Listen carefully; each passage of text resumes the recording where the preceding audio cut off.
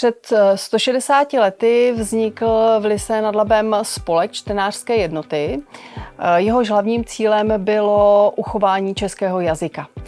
Činnost spolku spočívala především v půjčování knih a časopisů, v pořádání vzdělávacích kulturních akcí a ve vzdělávacích přednáškách.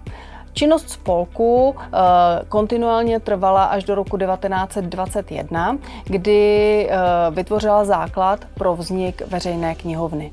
K tomuto 160. výročí připravila Městská knihovna Lysá nad Labem výstavu, která se pokusila alespoň rámcově tuto historii zmapovat.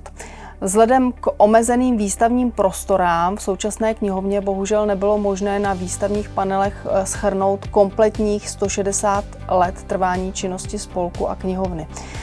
Výstava se tak zaměřuje pouze na nejstarší historii a mapuje období od roku 1863 do roku 1978, kdy se veřejná knihovna přestěhovala do stávajících prostor v budově Městského úřadu.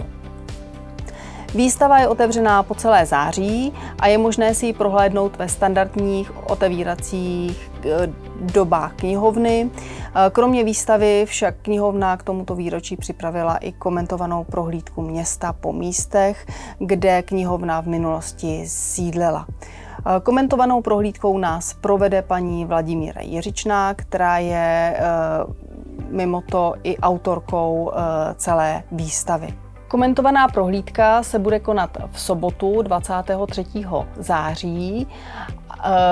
V 10 hodin je sraz u knihovny, takže srdečně vás zvu nejen na tuto komentovanou prohlídku, ale i na výstavu, která vám bude po celé září k dispozici v knihovně.